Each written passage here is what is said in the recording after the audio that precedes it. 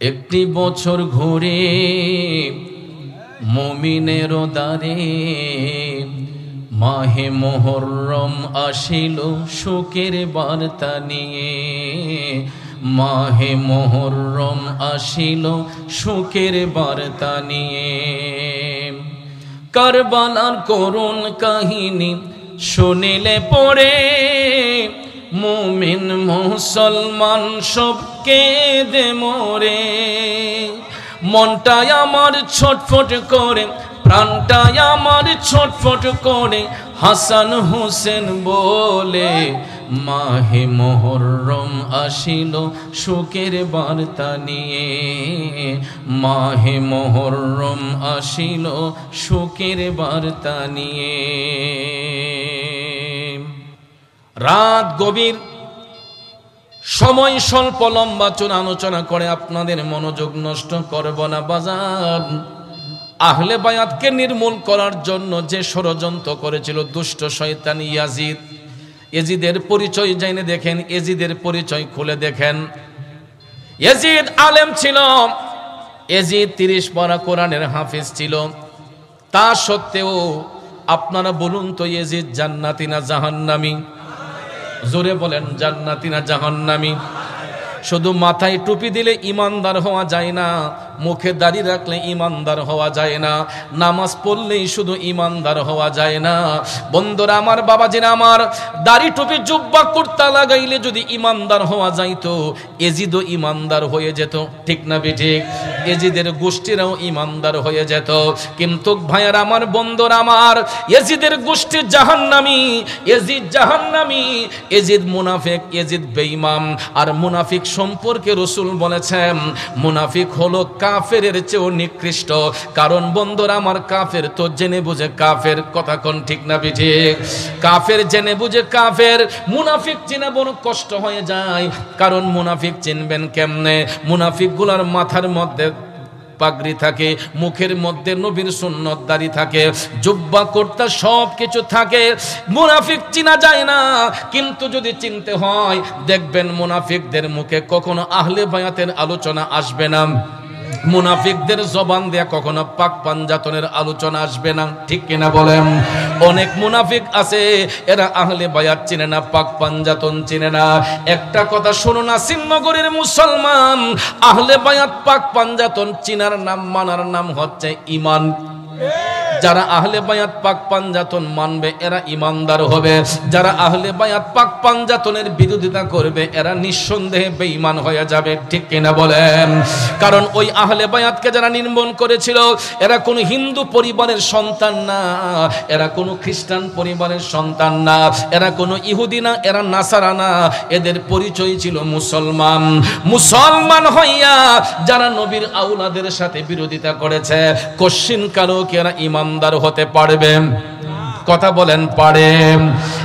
বন্ধুরা আমার, বাবাজিরা, গত বছর আলোচনাটা শেষ করেছিলাম 7ই মুহররমের দিনে কারবালার জমিনে ফুরাত নদীর পাড়ে সেই দুষ্ট জালেমের দলেরা 6 মাসের একটা ফুটফুটে দুধের সন্তান, নবীর বংশের আওলাদ, আওলাদের রাসূল ইমাম আলী আসগরের গলা মোবারককে লক্ষ্য করে হরমেলা বিন কাহেল নামে একটা এজিদের সৈন্য একটা ধারালো তীর যখন টানায়া মারছে গো, দুধের শিশু আলী আসগরের গলা মোবারকে ঢুইকা গলাটা ছিদ্র হইয়া এপাশ থেকে ওপাশে তীরটা বের হইয়া গেছে। দুধের শিশু আলী আসগর জিহ্বাটা বের করে দিয়া চোখটা নাড়া মাইরা ফুরাত নদীর পারে দুধের শিশু আলী আসগর শাহাদাত বরণ করেছে। ইন্না লিল্লাহি ওয়া ইন্না ইলাইহি রাজিউন।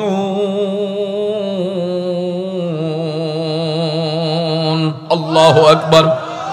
ইমাম হুসাইন চোখের সামনে যখন সন্তানের লাশ দেখতে পেলেন, আলী আসগর শহীদ হয়ে গেছে, ইমাম হুসাইন টপ টপ করে চোখের পানি ছাইরা আসমানের পানে তাকাই আমার আল্লাহর একটা ডাক মাইরা কয়, আল্লাহ কি জবাব দেব আমার শহর বানুকে, কি জবাব দেব আমার বোন জয়নবকে, কি জবাব দেব আমার কন্যা সকিনাকে। ইমাম হুসাইন টপ টপ করে চোখের পানি ছাইরা কান্না শুরু করে দিছে। কারণ ভাইয়ার আমার, সন্তানের কাঁধে যদি পিতার লাশ বহন করা হয় এই কষ্টটা সইতে বড় সহজ হয়, আর যখন পিতার কাঁধে সন্তানের লাশ বহন করা হয় এই কষ্টটা সইতে বড় কষ্ট হয়। ঠিক না ঠিক? একটার পরে একটা শহীদানদের লাশ ইমাম হুসাইনের চোখ মোবারকের সামনে। হুসাইন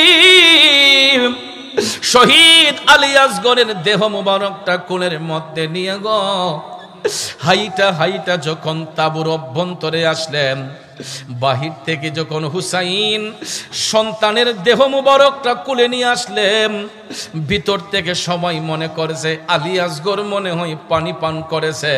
ইমাম হুসাইন তাঁবুর বাহিরে দাঁড়িয়ে আছেন, কি জবাব দিবেন শহর বানুকে? সবাই তাঁবুর ভিতর থেকে ডাক দিয়া বলতেছে, হুসাইনকে ডাক দিয়া বলতেছে, হুজুর আলী আসগরের মুখে কে পানি দিছেন? শহর বানু ডাক দিয়া কয়, স্বামী গো, আমার জাদুর মুখে কি পানি দিতে পারছেন? জয়নাব রাদিয়াল্লাহু তাআলা আনহা ডাক দিয়া কয়, ভাইজান আমার বাইপুতের মুখে পানি দিছেন নে। কন্যা সকিনা ডাক দিয়া কয়, আব্বা আমার ভাইয়ের মুখে পানি দিছেন নে। হুসাইনের বাকশক্তি বন্ধ। সবাই যখন একে একে ডেকে বলতেছে, হুসাইন ডাক দিয়া বলতেছে, শহর বানু রে, ও শহর মানুষ শোনো গো, আমার আলী আসগর আর কোনোদিন দুনিয়ার পানি চাইবে না, আমার আলী আসগর আর কোনোদিন দুনিয়ার পানি খাইবে না। আমার আলী আসগর আমার নানা জান রাহমাতাল লিল আলামিন নবীর কাছে যাইয়া কাউসারের পানি পান করতেছে।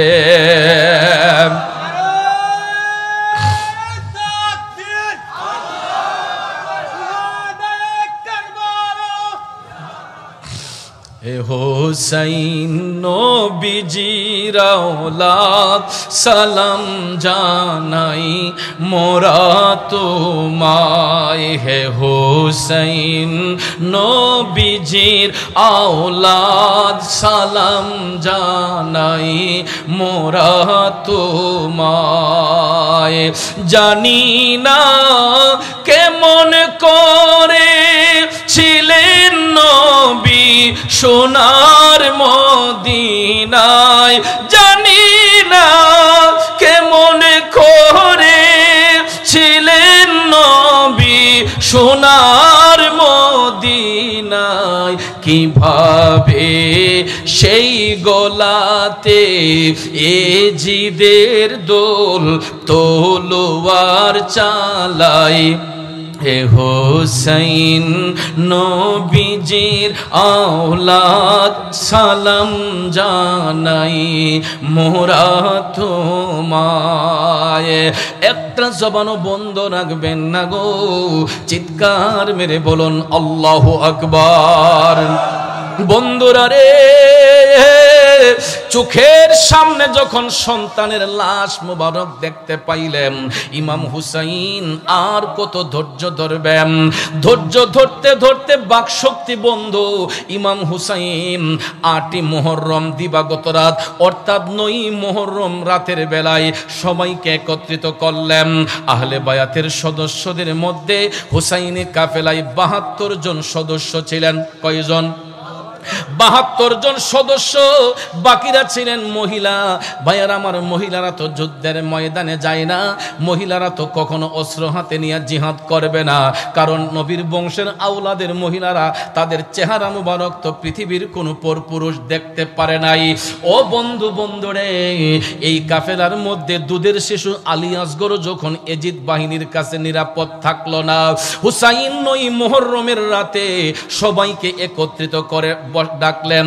ইমাম হুসাইন বললেন, ওরে দেখো ওরা আর কিছু চায় না, যাদের কাছে ছোট্ট দুধের শিশু দিয়ে পর্যন্ত মায়া হয় না, এরা কেমন মুসলমান, এরা কেমন নবীর উম্মত, এরা তো কখনো নবীর উম্মত হইতে পারে না। হুসাইন বললেন, সবাই একটা কাজ করো, তোমরা আমাদের মহিলাদেরকে সেফ কইরা আবার মক্কার পানে চলে যাও, আমি হুসাইন একাই এবার এজিদের মোকাবেলা করব।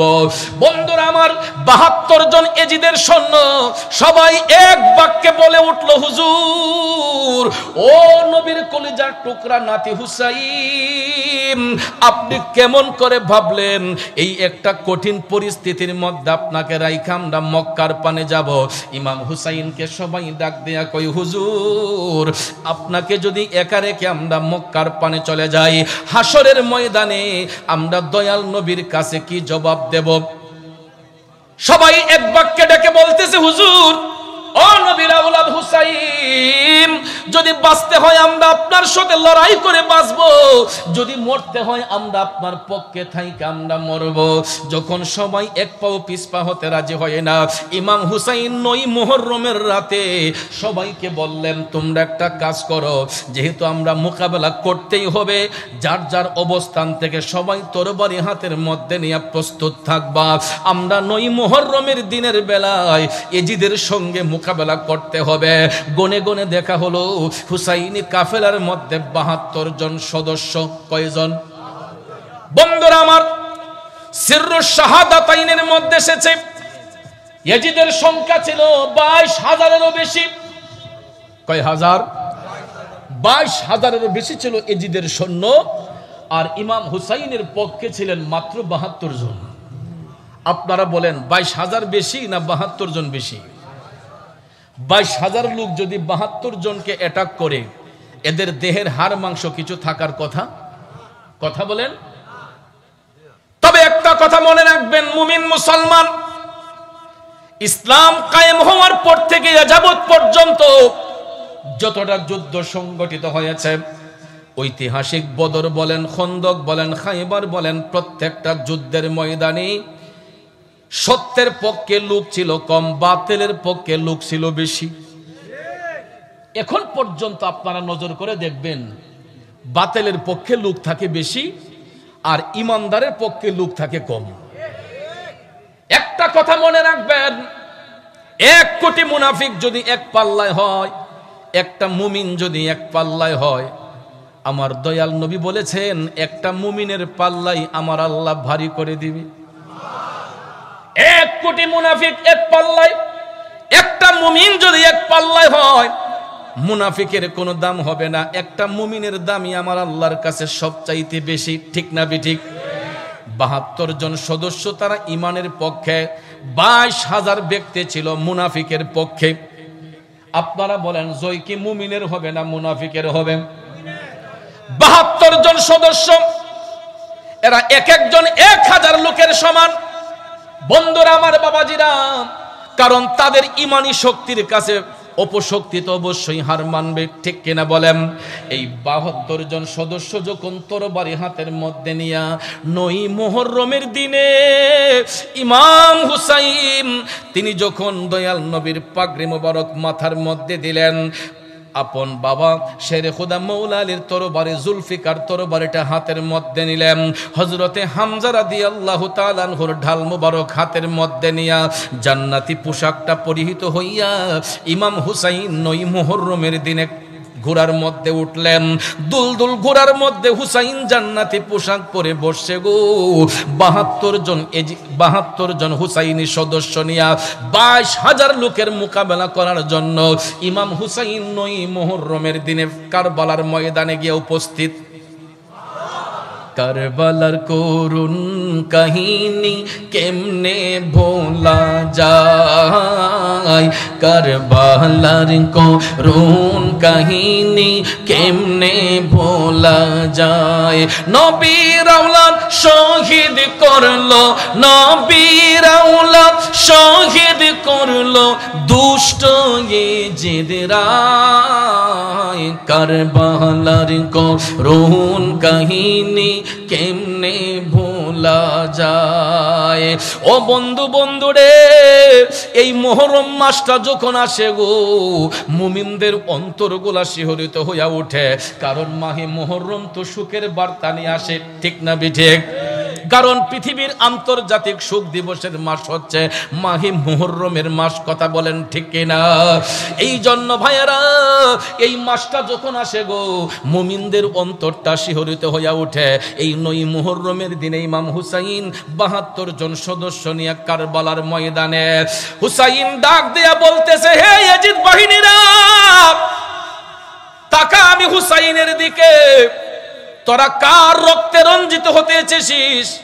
তাকা আমি হুসাইনের দিকে, আমি ওই নবীর নাতি যিনি রাহমাতাল লিল আলামিন, যিনি সমস্ত নবীগণের নবী। হুসাইন ডাক দিয়া কই, হে জালিমের দলেরা, তাকা আমি হুসাইনের দিকে, আমি ওই নবীর নাতি রাহমাতাল লিল আলামিন, যিনি সিজদা মুবারকের মধ্যে গেলে আমি হুসাইন আমার নানা জানের পিঠ মুবারকে গিয়া বসতাম। নানাকে ঘোড়া বানাইয়া বসতেন পিঠে চড়িয়া। সুবহানাল্লাহ। পৃথিবীর এমন কোন ব্যক্তির সৌভাগ্য হয় নাই, পৃথিবীর এমন কোন ব্যক্তির এমন নসিব হয় নাই যে আমার নবীর পিঠ মোবারকে বসবে। একমাত্র কলিজার টুকরা নাতি ইমাম হুসাইন আমার নবীজির পিঠ মোবারকের মধ্যে গিয়া বসতেন।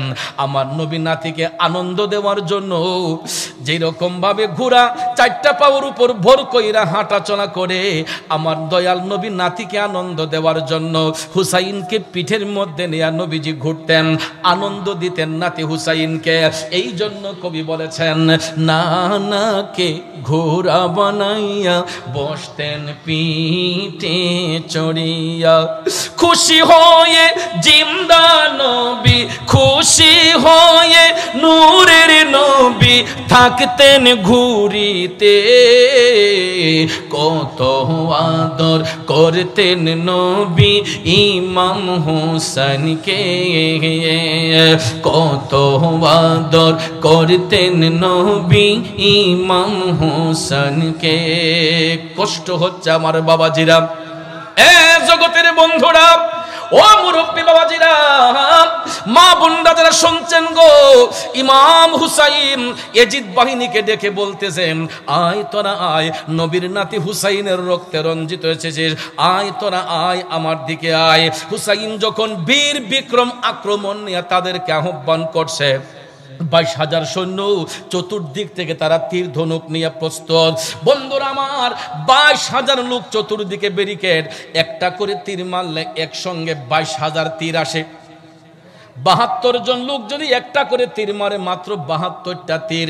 আর তারা 22,000 লোক যখন তীর মারে, একসঙ্গে 22,000 তীর। কথা কোন ঠিক কিনা?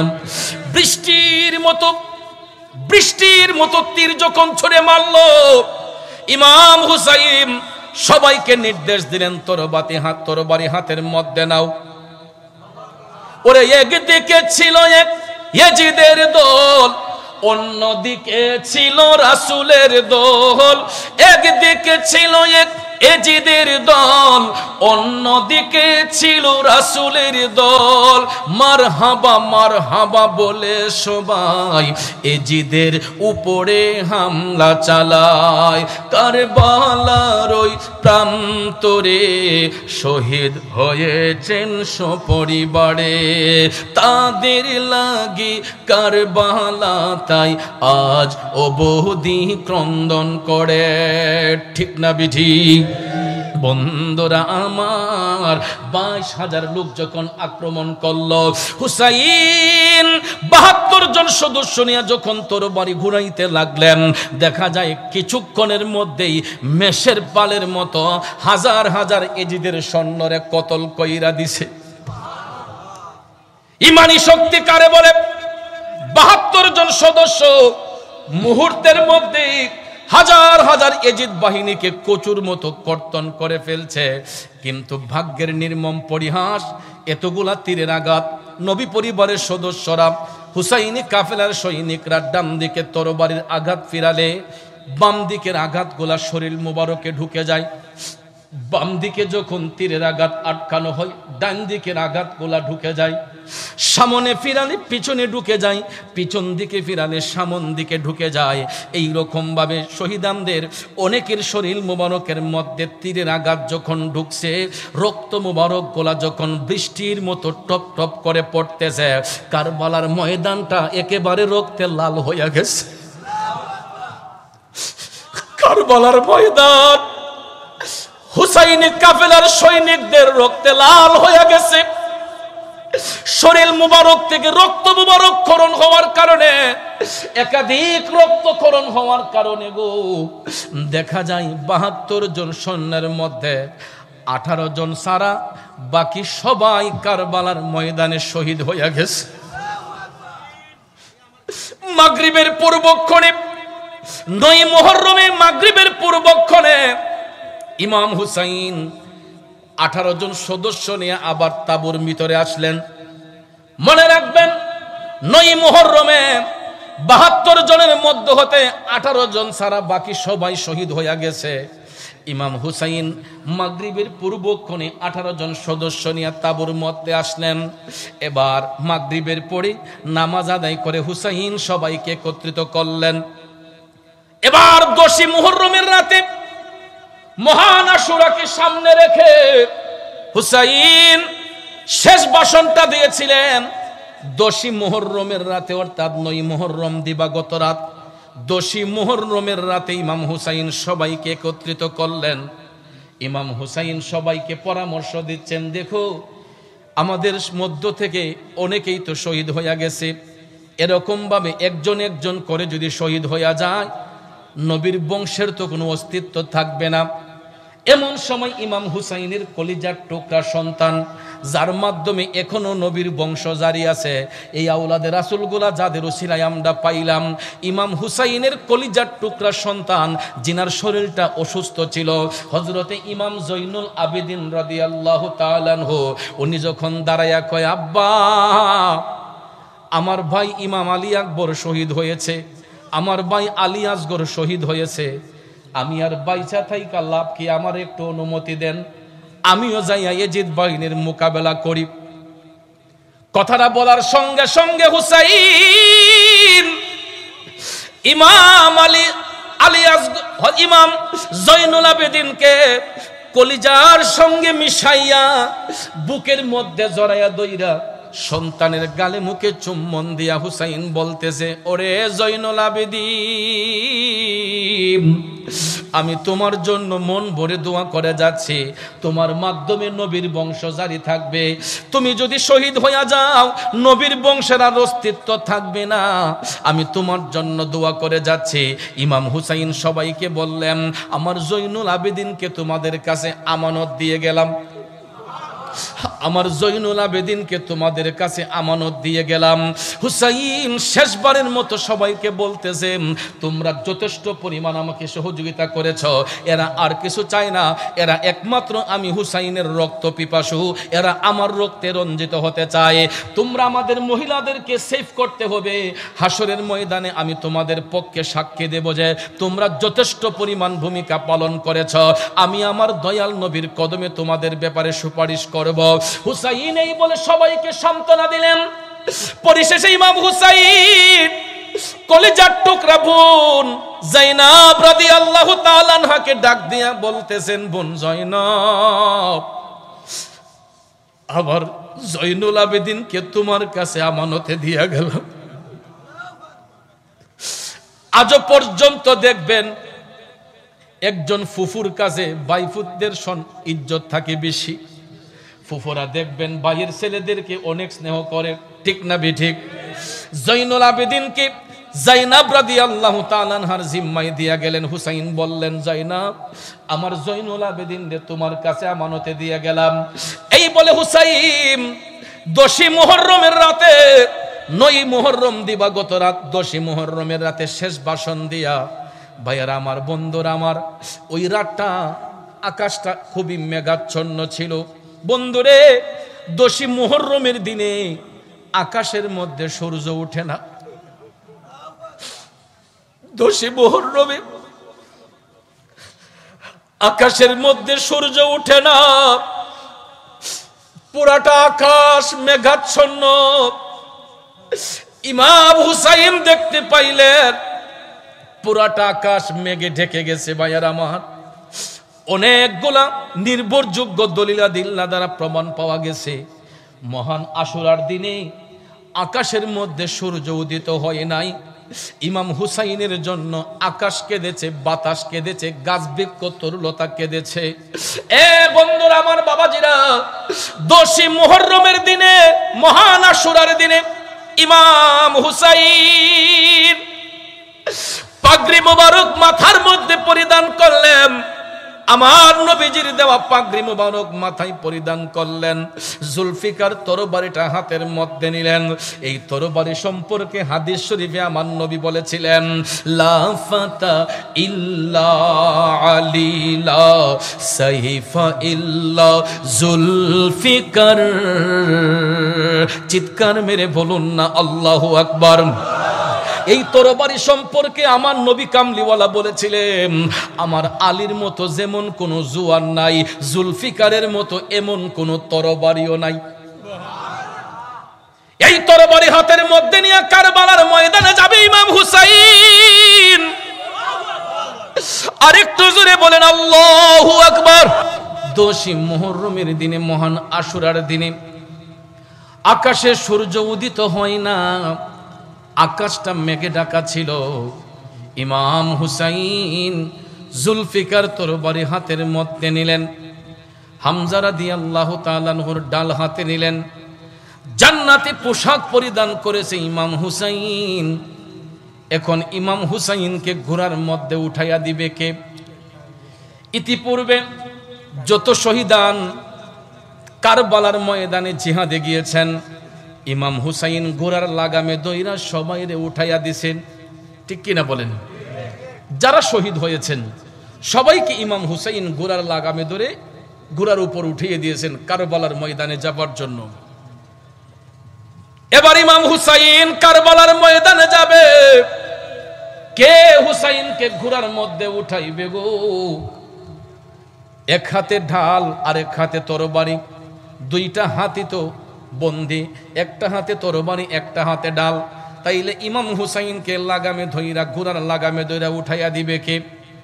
বন্ধুরা আমার, কলিজার টুকরা ভুল যায়নাব রাদিয়াল্লাহু তাআলা আনহা, যার অঙ্গ দেখবে দূরের কথা, পৃথিবীর কোন পরপুরুষ যার গায়ের ওড়নাটা পর্যন্ত দেখতে পারে নাই, ইমাম হুসাইনের কলিজার টুকরা বোন যায়নাব রাদিয়াল্লাহু তাআলা আনহা এই প্রথম তাবুর ভিতর থেকে বের হইয়া ইমাম হুসাইনের কাছে যাইয়া ভাইকে সালাম দিয়া বললেন, ভাইজান, এই প্রথম আপনার বোন জয়নব আপনার অনুমতি ছাড়া তাবুর ভিতর থেকে আমি বের হয়েছি। কেন রে বোন জয়নব, কেন তুমি বের হলা? যায়নব রাদিয়াল্লাহু তাআলা আনহা ডাক দিয়া কয়, ভাইজান, আমি লক্ষ্য করেছি ইতিপূর্বে যাদেরকে আপনি ময়দানে কারবালায় পাঠিয়েছেন সবাইকে আপনি ঘোড়ার লাগাম দইরা উঠাইয়া দিছেন।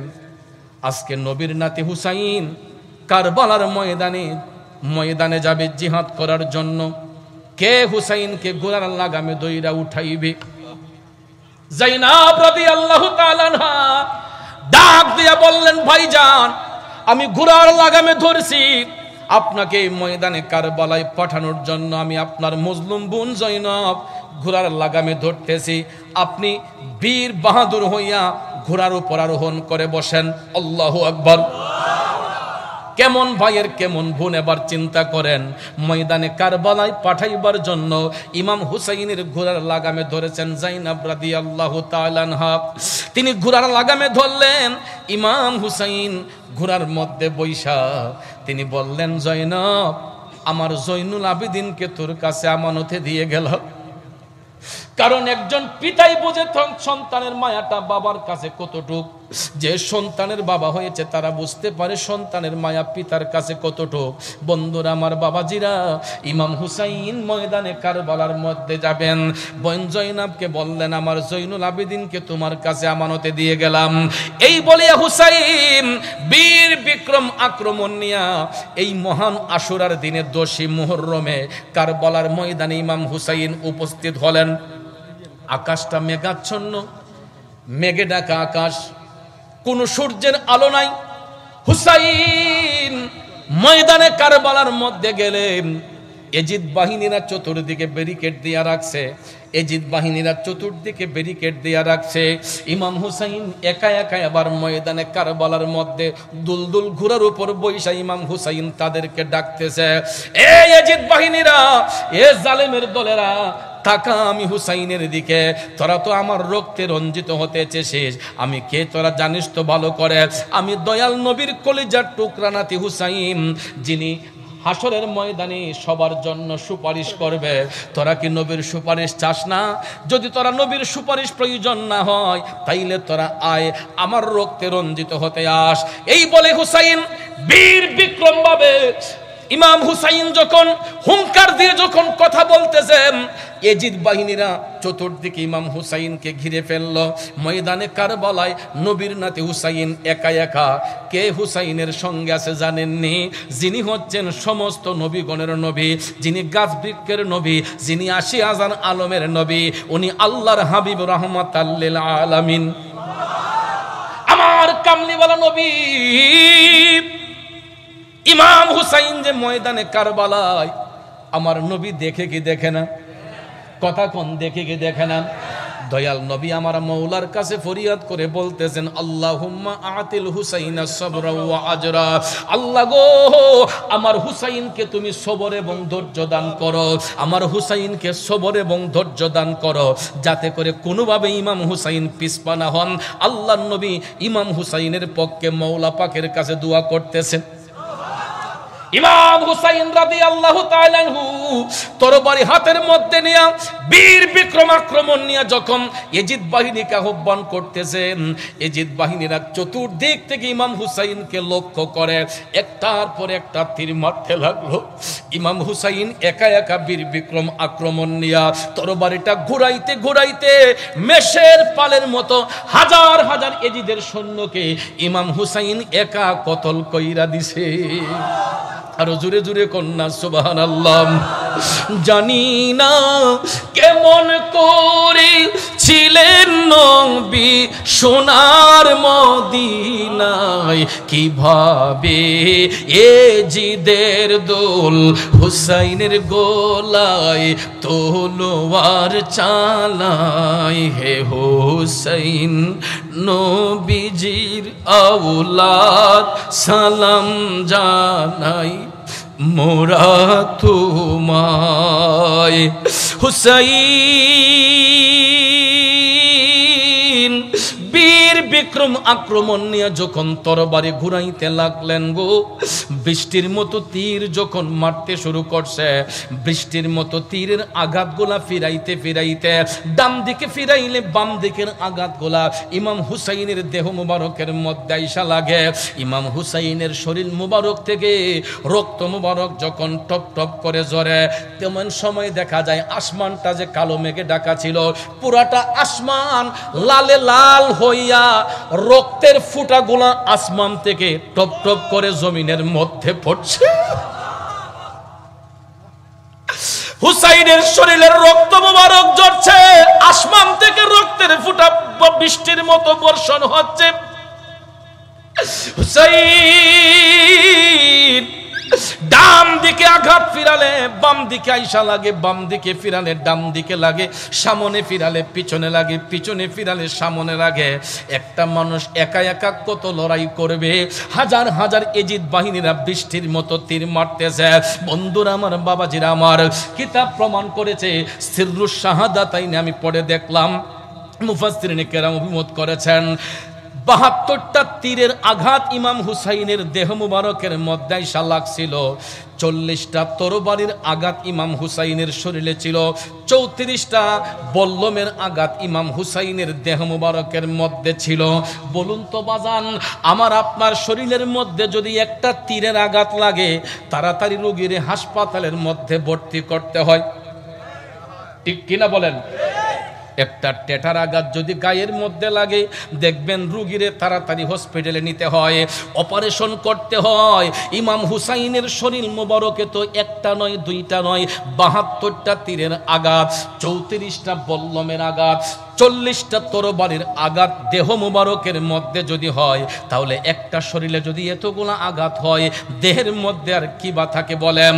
ও বন্ধুরা আমার, বাবাজিরা, হুসাইনের শরীর মুবারক থেকে রক্ত মুবারক টপ টপ করে ঝরে, আসমান থেকে রক্তের ফোঁটা বর্ষণ হয়, জমিনটা রক্তে লাল হয়ে গেছে। আল্লাহু আকবার।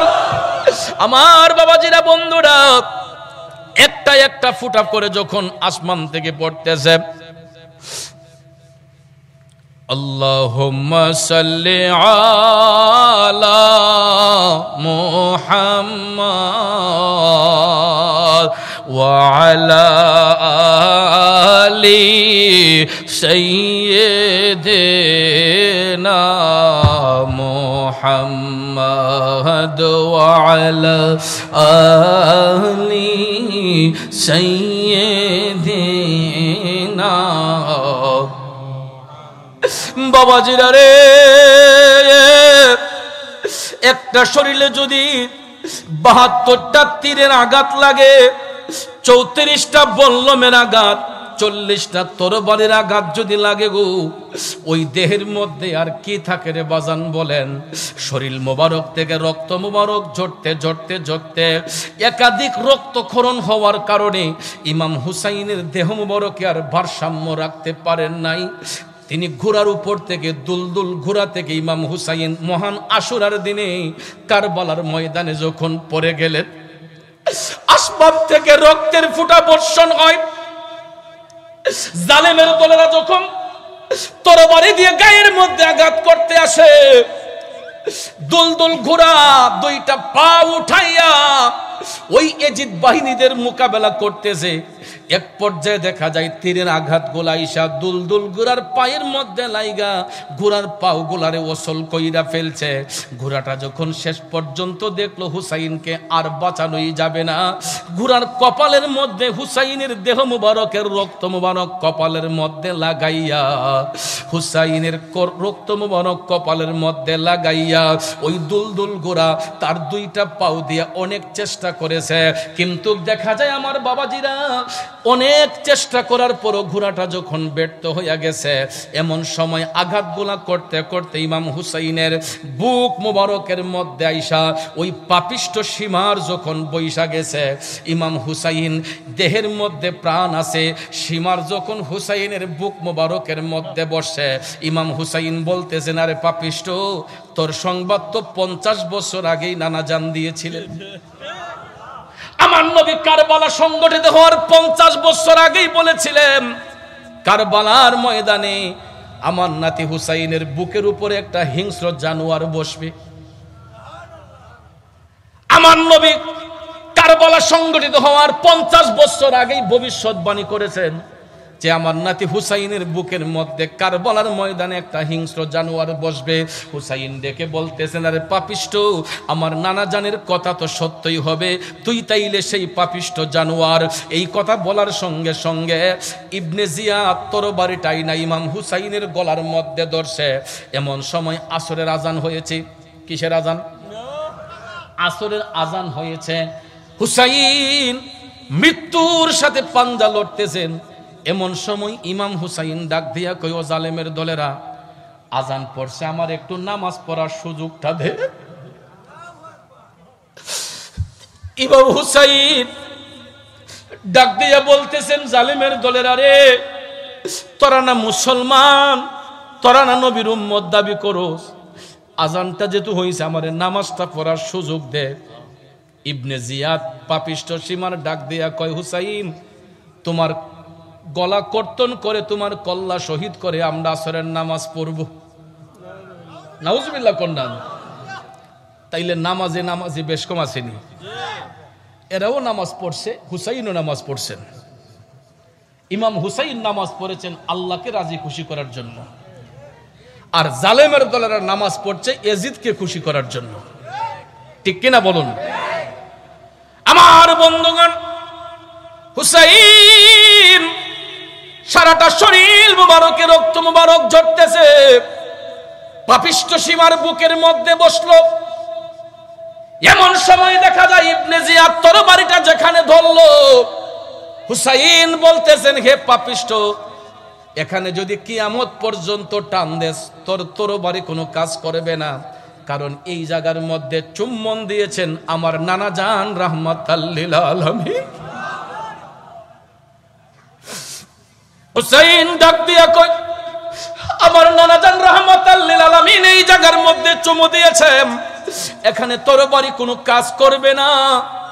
তখন ভাইয়ারা আমার বন্ধুরা আমার ইমাম হুসাইনকে উপর করে শোয়াইয়া ওই পাপিষ্ঠ সীমার এবং ইবনে জিয়াদ, হাওলা বিন ইয়াজিদ এই শয়তানের দলেরা ইমাম হুসাইনের শির মোবারককে লক্ষ্য করে মহান আশুরার দিনে ইমাম হুসাইনের গর্দান মোবারকের মধ্যে তরবারিটা লাগাইয়া এবার একটা ছেদ মারছে গো। কারবালার ময়দানে ইমাম হুসাইন শহীদ হইয়া গেছে। আসমান থেকে রক্ত পড়তেছে, সবুজ গাছের পাতাগুলা লাল হয়ে গেছে। আমার নবী বলেছিলেন আমার নাতি হুসাইন যেদিন শহীদ হবে মহিলাদের কলস ভর্তি পানিগুলা লাল হইয়া যাইব। সত্যি সত্যি দেখা যায় হুসাইন যখন আশুরার দিনে শহীদ হইলেন, মহিলারা কলস থেকে পানি ডালতেছে, দেখা যায় রক্তে লাল হয়ে গেছে। তখন সবাই খবর পেয়ে গেছে। আমরা তো মৃত্যুর সংবাদ দিয়ে কোন টেলিফোনের মাধ্যমে আমরা মৃত্যুর সংবাদ দিতাম বার্তাবাহকের মাধ্যমে। আর আমার নবী ভবিষ্যৎবাণী করেছিলেন যেই দিন হুসাইন কারবালার ময়দানে শহীদ হবে ওই দিন গাছের পাতাগুলা লাল হইয়া যাবে, আসমানটা লাল হইয়া যাবে, কলসের পানিগুলা লাল হইয়া যাবে।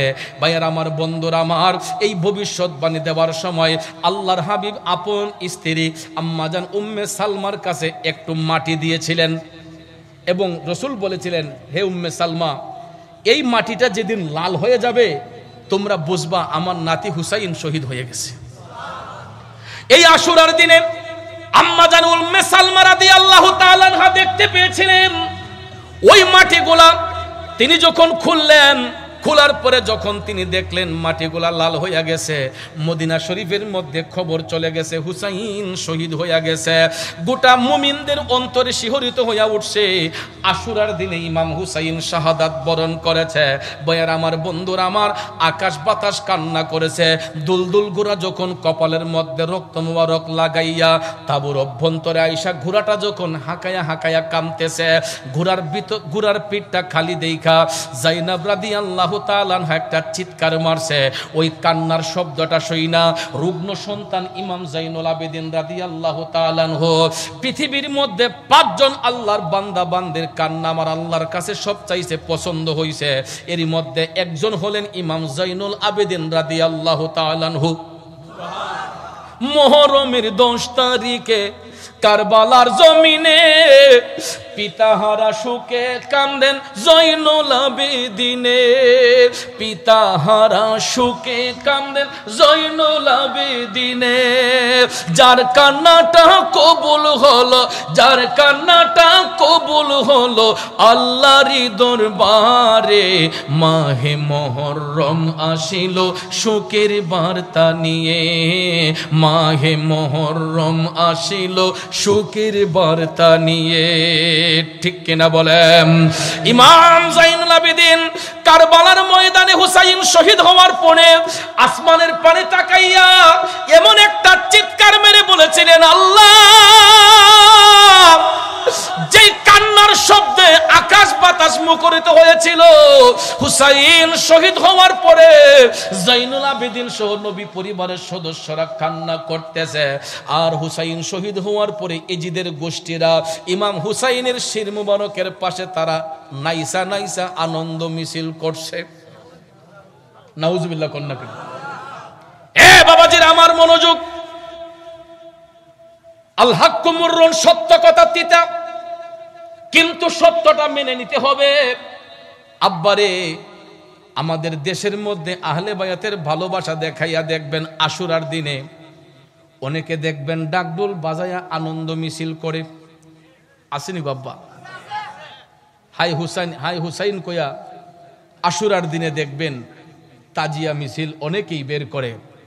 আব্বাজি, আবেগ দিয়া কখনো বাস্তবতা হয় না। শুনেন, আশুরার দিনে ইমাম হুসাইন শাহাদাত বরণ করার পরে জালেম এজিদের দলেরা ইমাম হুসাইনের শির মুবারক বর্ষার আগার মধ্যে নিয়া এরা ডাকডোল বাজিয়েছিল। কি করছিল? একটানা 3 দিন, একটানা 3 দিন আশুরার দিন সহ 11 মুহররম 12 মুহররম পর্যন্ত এরা কারবালার জমিনে আনন্দ মিছিল করেছিল ইমাম হুসাইনের শির মুবারক বর্ষার আগায় নিয়ে। 13 মুহররমে এরা এই শির নিয়ে দামেস্কের উদ্দেশ্যে রওনা হয়েছিল এজিদের মসনদে। তাহলে বলুন, 10 মুহররমে যেই দিন এজিদের বাহিনীরা আনন্দ মিছিল করছিল ইমাম হুসাইনের শির মুবারক বর্ষার আগায় নিয়া, ওই দিন কি কোনো মুমিন মুসলমান ঢাকঢোল পিটাইতে পারে? আপনি অন্য যে কোনো দিন আপনি বাজনা বাজান, যা কিছু তাই করেন, আমি আপনাকে বাধা দিচ্ছি না, আপনার বিবেক। কিন্তু আল্লাহর হস্তে পায়ে ধরে বলবো, আশুরার দিনে ওই দিন তো কান্না অস্থির হয়ে যাওয়ার কথা, ওই দিন ডাকডোল পিটানোর কথা নয় আব্বা। আমাদের সমাজের মধ্যে দেখা যায় অনেকে রাস্তার মধ্যে তাজিয়া মিছিল করে, শরীরে রক্তাক্ত করে হাই হুসাইন বলে মানুষকে দেখাবার জন্য। এটা মহব্বত না, আমি মনে করি এটা মানুষকে দেখানোর জন্য, একটা ইমোশনাল একটা হিট দেওয়ার জন্য এই সমস্ত কাজ অনেকে করে। রাগ করবেন না, কিন্তু এই 10 মুহররম আশুরার দিনে ওই দিন কান্নার দিন, ওই দিন ঢাকঢোল পিটানোর দিন নয়। কারণ যেই দিন জালেমের দলেরা হুসাইনের শির মুবারক নিয়ে আনন্দ মিছিল করছিল, ওই দিন কি কোনো মুমিন মুসলমান মিছিল করতে পারে? আপনারা কি আমার কথা রাগ করেছেন? শুনুন, আমরা উম্মত হইয়া, মুসলমান হইয়া নবীর আউলাদের দরদ বুঝি না। 13 মুহররমে যখন ইমাম হুসাইনের শির মুবারক নিয়ে যখন কারবালার জমিন থেকে দামেস্কের উদ্দেশ্যে ওই পাপিষ্টের দলেরা রওনা হয়েছিল মিছিল সহকারে মশাল হাতের মধ্যে নিয়ে, তখন রাস্তা দিয়ে যাওয়ার সময় এরা বলছে, ইবনে জিয়াদ এবং সীমার বলছে, যেখানে কোনো মানুষের সমাগম দেখবা ওইখানের মধ্যে মিছিল দিবা, যাতে সবাই বুঝে যে আমরা ইমাম হুসাইনের শির নিয়ে দামেস্কের মধ্যে যাচ্ছি। এরা যখন রাস্তা দিয়ে হেঁটে দামেস্কের দিকে যাচ্ছে, একটা গ্রামের ভিতর দিয়ে যাওয়ার পরে একজন খ্রিস্টান পাদ্রী গির্জার মধ্যে উপাসনা করতেছে। কি করতেছে? খ্রিস্টান পাদ্রী গির্জার মধ্যে উপাসনা করতেছে। এরা যখন আনন্দ মিছিল নিয়ে যখন যাচ্ছে, তখন এই খ্রিস্টান পাদ্রী গির্জা থেকে বের হইয়া রাস্তার মধ্যে তাদের রাস্তা আটকালেন। কি ভাই, আপনারা কারা, কই যাচ্ছেন? তখন দেখা যায় বর্ষার আগার মধ্যে ইমাম হুসাইনের শির মুবারক, সীমার এবং ইবনে জিয়াদ বলতেছে, আমরা হুসাইনের শির মুবারক নিয়ে লক্ষ টাকা পুরস্কারের জন্য এজিদের মসনদে যাচ্ছি দামেস্কে। তখন এই খ্রিস্টান পাদ্রী কয়, ভাই ইমাম হুসাইনের শির নিয়ে যাচ্ছেন, উনি তো রসুলের আউলাদ। কয়, হ্যাঁ, আমরা তাকে নিয়ে লক্ষ টাকা পুরস্কারের জন্য এজিদের মসনদে যাচ্ছি। খ্রিস্টান পাদ্রী কয়, ভাই আজকের রাতটা আমার গির্জার মধ্যে থাকেন। এরা বলতেছে, না, আমাদের সঙ্গে মহিলা আছে, মহিলাদের নিরাপত্তা কেউ দিতে পারবে না। তখন ওই খ্রিস্টান পাদ্রী বলতেছে, মহিলাদেরকে আমার হেফাজতে রাখবো, তাদের সেবার জন্য আমি আলাদা মানুষ নিয়োগ করে রাখবো, এদের পর্দার কোনো খেলাফ হবে না, আপনি এদেরকে দেন। আর পুরুষ ভাইরা যারা আপনারা আমার উপাসনালয়ে অবস্থান করেন। তখন ইবনে জিয়াদ এবং সীমার বলতেছে, কখনো না। তখন ওই খ্রিস্টান পাদ্রী বলতেছে, আমার সারা জীবনের উপার্জিত 80,000 দিরহাম। কয় হাজার? 80,000 মুদ্রা আছে, দিরহাম আমার কাছে আছে, আমি একটা কলসের মধ্যে ভরে রাখছি। আমার সারা জীবনের উপার্জিত সম্পদ আপনাদেরকে দিয়ে দেব, এরপরও একটা রাতের জন্য আপনারা আমার এখানে থাকেন, আমি আমার গির্জার মধ্যে ইমাম হুসাইনের শির মুবারকটা একটু রাখতে চাই। তখন ওই জালেমের দলেরা টাকার লোভে লুবি হইয়া এরা রাজি হয়ে গেছে। কয় ৮০,০০০ দিরহাম পাইলে আর তো সমস্যা কি, আমরা তো এজিদের কাছ থেকে আরো লক্ষ টাকা পুরস্কার পাবো, এখানে আরো কিছু পাইলে আর তো সমস্যা নেই, আমাদের কিছু টাকা বাড়লো। এরা রাজি হয়ে গেছে। তখন এরা এখানে খ্রিস্টান পাদ্রির গির্জার মধ্যে অবস্থান করছে। ওই পাদ্রি একটা স্বর্ণের পেয়ালা আইনা ইমাম হুসাইনের শির মুবারক এই পেয়ালার মধ্যে রাইখা খ্রিস্টান পাদ্রি তার উপাসনালয়ের মধ্যে নিয়া তার ঘরের যেই ভালো ভালো কাপড় ছিল সমস্ত কাপড় দিয়া ইমাম হুসাইনের শির মুবারক থেকে রক্ত মুবারক গোলা মুইছা সারাটা রাত ওই খ্রিস্টান পাদ্রী ইমাম হুসাইনের শির মুবারকের তাজিম করতেছে।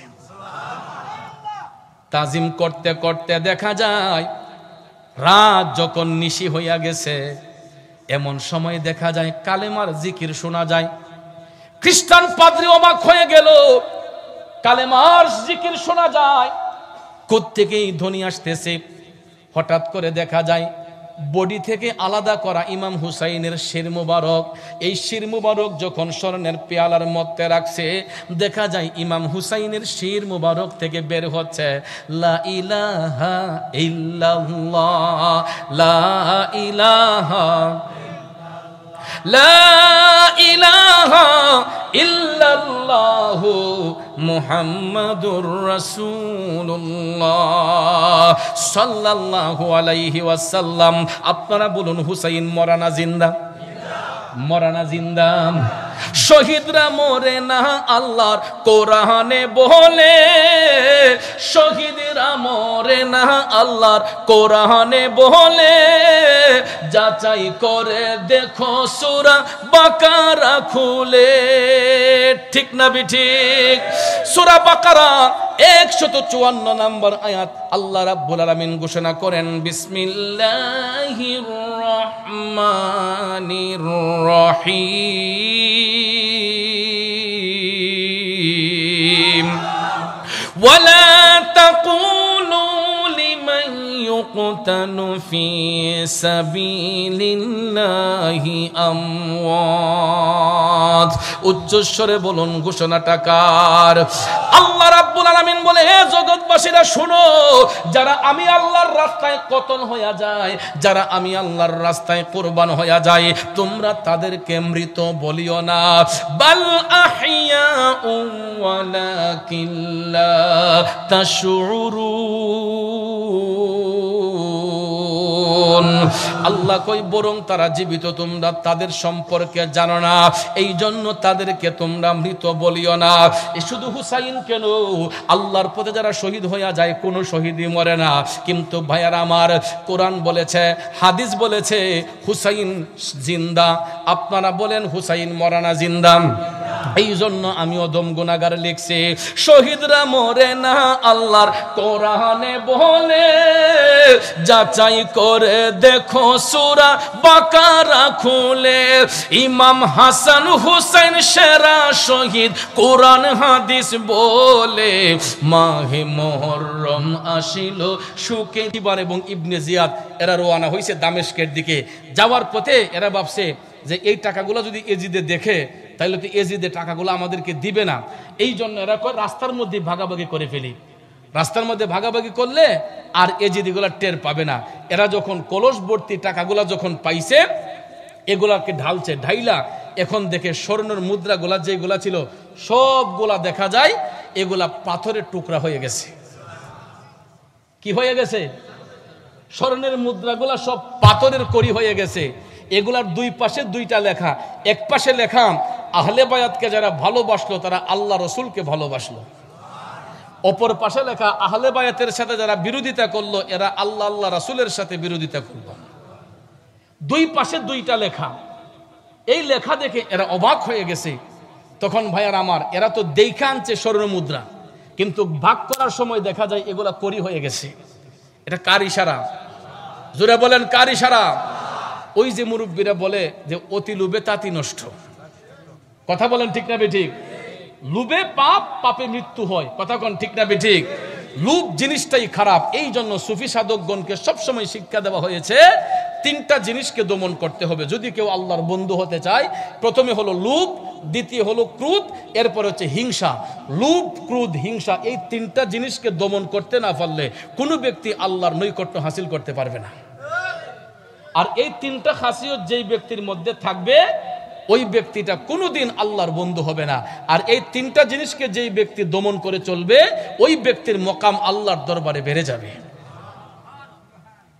ইমাম হুসাইন রাদিয়াল্লাহু তাআলা আনহুর শির মুবারক নিয়ে জালেমের দলেরা যখন দামেস্কের কাছাকাছি গেল, ভাইরা আমার, বন্ধুরা আমার, ইমাম হুসাইনের পক্ষে একজন ব্যক্তি ছিলেন যার নাম হচ্ছে মুখতার বিন উবাইদুল্লাহ সাকুফি, যিনি কুফার মধ্যে ইমাম হুসাইনকে রিসিভ করছিলেন। একটা কথা মনে রাখবেন, কুফার মুসলমানরা বিশ্বাসঘাতকতা করছিল ইমাম হুসাইনের সঙ্গে একটা লোক ছাড়া, মুখতার বিন উবাইদুল্লাহ সাকুফি। এই মুখতার বিন উবাইদুল্লাহ সাকুফি ইমাম হুসাইনকে সেফ করার জন্য তিনি এজিদের পক্ষ নিয়ে থাকছিলেন, কিন্তু চেষ্টা করছিলেন ইমাম হুসাইনকে সেভ করার জন্য। যখন দেখলেন পারলেনই না, তখন ওনার শরীরের মধ্যে একটা ক্ষোভ ছিল এজিদকে কিভাবে পিটানো যায়। তখন দামেস্কে যখন এজিদের কাছে যখন হুসাইনের শির মুবারক নেওয়া হয়েছে, এজিদ খুশিতে তার হাতের মধ্যে একটা লাঠি ছিল, সংক্ষেপ করে বলে যাচ্ছি, হাতের মধ্যে একটা লাঠি ছিল, এই লাঠি দিয়া ইমাম হুসাইনের শির মুবারকের মধ্যে নাড়াচাড়ি কইরা শেষ পর্যন্ত ওই লাঠি দিয়া হুসাইনের দাঁত মুবারক যখন লাঠি দিয়া নাড়তেছে, তখন হুর বিন ইয়াজিদ রিবাহি এবং মুখতার সাকুফি এরা এজিদের পক্ষে কাজ করেছিল হুসাইনকে সেভ করার জন্য। কিন্তু যখন দেখলো পারলেনই না, তখন এই দুইজন ব্যক্তি এবং ওই পাদ্রী যিনি মুসলমান হইলেন, তারা তিনজন মিলে সর্বপ্রথম মুখতার সাকুফি যখন দেখলেন এজিদ তার হাতের ছড়ি দেয়া হুসাইনের দাঁত মুবারকের মধ্যে নাড়তেছে, হাতটা টানাইয়া মুখতার সাকুফি এজিদের গালের মধ্যে ঠাস করে একটা থাপ্পড় মেরে দিছে। বন্ধুরা আমার, বাবাজিরা আমার, এজিদ তো সিংহাসনের মধ্যে বসা, রাজার গালের মধ্যে যখন থাপ্পড় মারা হইল, শিমার এবং ইবনে জিয়াদ হাতের মধ্যে তরবারি নিয়ে কয়, এত বড় সাহস, তোমরা আমাদের সরকারের গায়ে হাত তুলেছ। তখন মুখতার সাকুফি বললেন, সাবধান, আর একটা কদম সামনে আগাবে না। এ জালেমের দলেরা, অনেক চেষ্টা করেছিলাম ইমাম হুসাইনকে সেভ করার জন্য, শেষ পর্যন্ত পারলামই না। তোরা এমন বিয়াদবি করলে, দেহ মুবারক থেকে শির মুবারক আলাদা, এটার সঙ্গে তোরা বিয়াদবি করতেছস, আমার হাত থেকে তোরা একটাও রেহাই পাবি না। তখন মুখতার সাকুফি হাতের মধ্যে একটা তরবারি নিয়া সর্বপ্রথম সীমারকে ধরলেন। সীমারকে দইরা তার দুইটা বাহু কাইটা, তার শরীরের গোস্তগুলা কাইটা কুকুরকে খাবার দেওয়া হয়েছিল। সীমারের গোস্ত কিন্তু মাটিতে দাফন করা হয় নাই। সীমারের গোস্তগুলা আপনারা কিতাব পড়ে দেখবেন, মুখতার সাকুফি, হুর বিন ইয়াজিদ রিবাহি এরা দুইজনে মিলে সীমারের গোস্তকে কাইটা কুকুরকে খাবার দেওয়া হয়েছিল। বন্ধুরা আমার, তারপরে ইবনে জিয়াদ পলাইবার চেষ্টা করছিল, পলাইবার সুযোগ পায় নাই। হুর বিন ইয়াজিদ রিবাহি সামনে গিয়া তখন তার পাও মুবারক লক্ষ্য করে একটা তরবারি দিয়া যখন সেদ মারলেন, ইবনে জিয়াদের পাউটা আলাদা হয়ে গেছে। আল্লাহু আকবার বলেন। যেমন কর্ম তেমন ফল, ঠিক না ঠিক? যেই হাত দিয়া যেই পাও দিয়া আহলে বায়াতের সঙ্গে বিয়াদবি করছিল, হুর বিন ইয়াজিদ রিবাহি ইবনে জিয়াদের দুইটা পাও কেটে ফেললেন এবং তার পাও কাইটা তার কেল্লার মধ্যে ঝুলাইয়া তাকে এমন ভাবে কচুর মতো কর্তন করা হয়েছে, যেরকম ভাবে গোস্তের দোকানের মধ্যে দেখবেন কসাই ভাইরা যেরকম শরীরের গোস্ত কর্তন করে, গরুর গোস্ত যেরকম কর্তন করে, ইবনে জিয়াদের শরীরের গোস্তগুলা এইরকম ভাবে কর্তন কইরা তার শরীরের গোস্তগুলা আগুন দিয়ে জ্বালানো হয়েছিল। ইবনে জিয়াদের শরীরের গোস্ত আগুনে পুড়ে ছাই করে দেওয়া হয়েছে। বন্ধুরা আমার, শেষ পর্যায়ে ওই পাপিষ্ঠ সীমার এবং ইবনে জিয়াদকে সহ এজিদের পক্ষে উপস্থিত যারা ছিল প্রত্যেকটাকে কতল করে হুর বিন ইয়াজিদ রিবাহি এবং মুখতার সাকুফি দুইজন মিলে অ্যাটাক করলেন। অপরদিকে এজিদ পালিয়ে যাওয়ার চেষ্টা করছিল, কিন্তু ভাইয়ের আমার আর পালাইতে পারে নাই। সে মক্কার পানে যাওয়ার সাথে সাথেই আল্লাহর পক্ষ থেকে গজব আইসা এজিদ একদম ধ্বংসস্তূপে পড়ে গেছে এবং এজিদের কবর কোথাও হইছে কেউ আজ পর্যন্ত কেউ গ্যারান্টি দিতে পারে নাই যে এটা এজিদের কবর। এজিদের কোনো কবরের অস্তিত্ব নাই। আল্লাহর কুদরতি ইশারায় এটা কোথায় গেছে এটার কোনো অস্তিত্ব নাই। কিন্তু ইমাম হুসাইনের শির মুবারক সহ দেহ মুবারকের মাজার শরীফ আজও পর্যন্ত আছে। কথা বলেন ঠিক না বেঠিক? এবং যতজন শহীদ হুসাইনি পক্ষে শহীদ হয়েছেন, সবারই মাজার শরীফ হয়েছে, সবারই রওজা হয়েছে, কিন্তু আজও পর্যন্ত দেখবেন কোনো মুনাফিক বেঈমান মারা গেলে তাদের কবরের কোনো অস্তিত্ব থাকে না। কথা কোন ঠিক না ঠিক? আর ওলি আল্লাহর বন্ধু যারা হয় তারা দুনিয়া থেকে ইমানি জিন্দেগি কাটাইয়া গেলে তারা ইন্তেকালের পরে তাদের মাজার হয়। কথা কোন ঠিক না ঠিক? তাহলে ভাইয়ারা আমার, বন্ধুরা আমার, আমরা ওলি আল্লাহর পক্ষে, আহলে বায়াত পাক পঞ্জাতনের পক্ষে থাকতে চাই কি চাই না? জোরে বলেন, চাই কি চাই না? কারা কারা চাই দুই হাত তুলে দেখাই। আল্লাহু আকবার, ইয়া রাসূলুল্লাহ, ইয়া গাউস আজম দস্তগীর। আমরা আছি সেখানে, জাল গোলাপ শুভেচ্ছা। ভাইয়েরা আমার, এই নাসিরপুর সাহেব বাড়ি, এটা উলাদের রসুলের দরবার। কথা কোন ঠিক না ঠিক?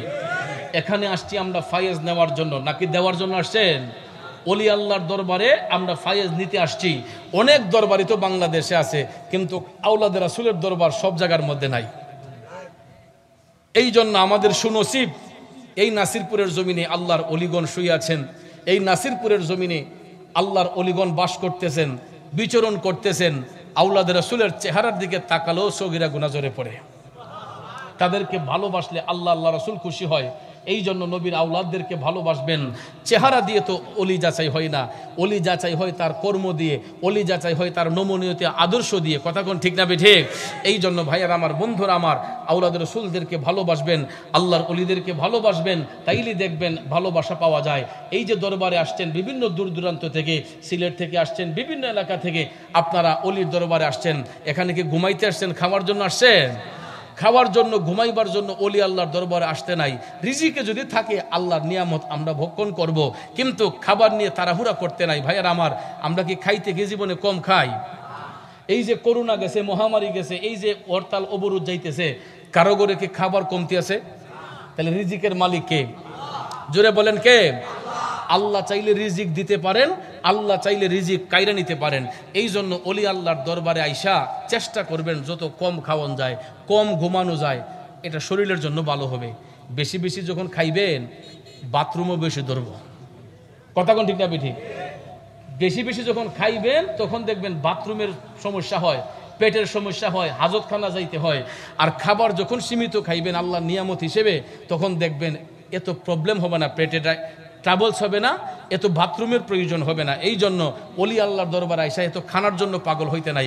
অলি আল্লাহর দরবারে আইসা আল্লাহর অলিদের রেজামন্দি হাসিলের জন্য, ফায়েজ পাবার জন্য আমাদেরকে পাগল হতে হবে। কথা কোন ঠিক না ঠিক? আল্লাহ রাব্বুল আলামিন যেন আমাদের সবাইকে কবুল করে। জিকির কি একটা চান কি চান না? মাসুক ভাইজি তো আসছে, আমিও আসছি। আসলে জিকির করলে আরেক জ্বালা, উপস্থিত যারা হেরা বালা, কিন্তু সারা ওয়ার্ল্ডে যারা মিডিয়াতে যারা দেখে হেরার ওগল জ্বালা। আপনারা অনেক বালা আর হেরার ওগল জ্বালা। এটা মিডিয়াতে প্রচার করলে অনেকে অনেকভাবে কমেন্ট করে। ভাইয়ারা আমার, জিকির এটা অনেকে অনেক হালে করে। কথা কোন ঠিক না বেঠিক? এই জন্য জিকিরের অনেক প্রকার ভেদ আছে। জিকির সাধারণত দুই প্রকার, জিকিরে জালি, জিকিরে খাফি। একটা প্রকাশ্যে, একটা গোপনে। আবার জিকিরে জালির মধ্যে অনেক প্রকার ভেদ আছে। নফি ইসবাত আছে, পাঁচান পাঁচ জিকির আছে, কালবের জিকির আছে। এক একজন শায়েখ এক একভাবে তরিকতের শায়েখ এই আশেকদেরকে সবক দিয়ে থাকেন। তো আমরাও আমাদের ভক্ত মুরিদানদেরকে অনেক ধরনের সবক দিয়ে থাকি। এর মধ্যে জিকির এবং দুরূদ শরীফের ফজিলতের কথা আমরা একটু বেশি বলি, কারণ লোহার মধ্যে যখন জং ধরে হাতুড়ি দিয়ে বাড়ি দিলে লোহার জং দূর হয়। আর বান্দার কালবের মধ্যে যখন ময়লা যখন জমে থাকে, কাল্ব যখন অন্ধকার হয়ে যায়, এই অন্ধকার কাল্বকে জিন্দা করতে হলেই কালবের মধ্যে আল্লাহর জিকির দিয়ে আঘাত করতে হয়। কথা কোন ঠিক না ঠিক?